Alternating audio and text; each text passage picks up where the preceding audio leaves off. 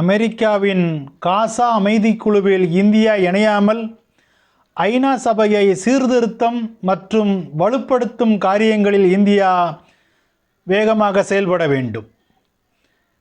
இந்த கட்டுரை ஏமாற்றம் தரப்போகும் மாற்று என்ற தலைப்பிலே 24/1/2026 தினமணி நாளிதழில் தலையங்கம் பகுதியில் மிக சிறப்பாக எழுதப்பட்டுள்ளது.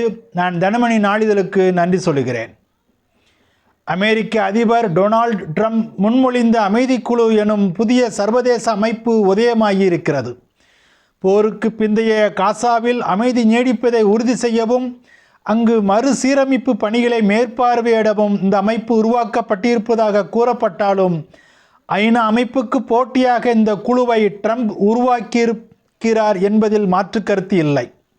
ட்ரம்ப் கையொப்பமிட்ட சாசனத்தில் இந்த அமைதி குழுவானது மோதல்களால் பாதிக்கப்பட்ட பகுதிகளில் ஸ்திரத்தன்மையை மேம்படுத்தவும் நம்பகமான சட்டபூர்வமான நிர்வாகத்தை மீட்டெடுக்கவும் நீடித்த அமைதியை பாதுகாக்கவும் முனையும் ஒரு சர்வதேச அமைப்பாகும் என்று குறிப்பிடப்பட்டுள்ளதன் மூலம் ஐநா அமைப்பின் முக்கியத்துவத்தை குறைப்பதற்கான முயற்சியாகவே இது தெரிகிறது.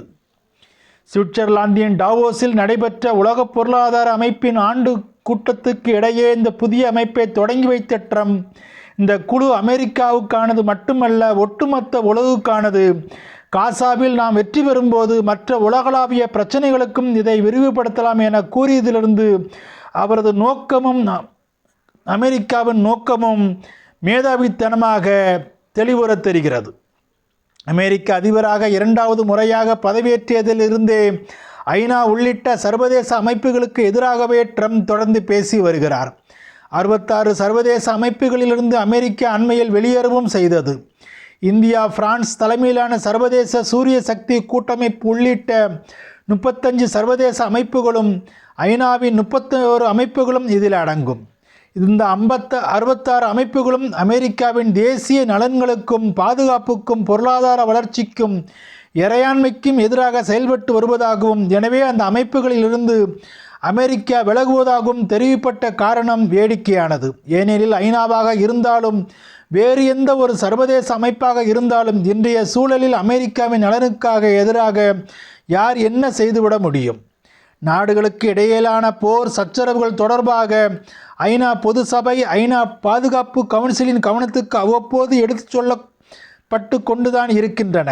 ஐநா மேற்கொள்ளும் தீர்மானங்களை பெரும்பாலான நாடுகள் மதிப்பதில்லை, செயல்படுத்துவதில்லை என்பதை மறுப்பதற்கில்லை. அதே வேளையில் ஐநா அமைப்பில்தான் சீர்திருத்தங்கள் கொண்டு வர வேண்டும், வலுப்படுத்த வேண்டுமே தவிர ஐநா மேற்கொள்ளும் பணியை செய்வதற்காக மற்றொரு அமைப்பை உருவாக்க வேண்டியதன் அவசியம் இல்லை. இப்போதைய நிலையில் புதிய அமைதிக்குழு அமைப்பில் 30க்கு மேற்பட்ட நாடுகள் இணைந்துள்ளன.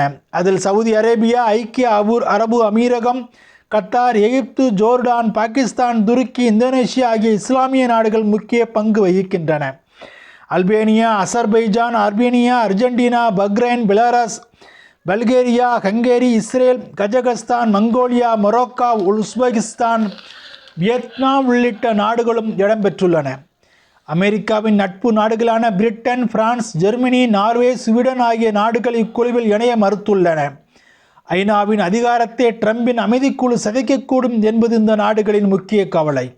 இந்த அமைப்பில் இணைய ரஷ்யாவுக்கு ட்ரம்ப் அழைப்பு விடுத்ததற்கு பிரிட்டன் கடும் எதிர்ப்பு தெரிவித்துள்ளது. இதில் இணைவது பற்றி ரஷ்யா இன்னும் முடிவெடுக்கவில்லை.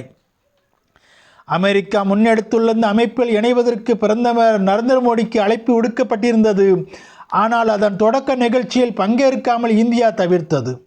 புதிய அமைப்பின் சாதக பாதகங்களை அரசு தீவிரமாக ஆலோசித்து வருவதால் அதில் இணைவது குறித்து இந்தியா இறுதி முடிவு எடுக்கவில்லை. அமெரிக்காவை நெருங்கிய கூட்டாளி நாடுகளே இதில் இணையாத நிலையில் அவசரப்பட்டு இணைவதை தவிர்ப்பதுதான் புத்திசாலித்தனமான முடிவாக இந்தியாவுக்கு இருக்கும்.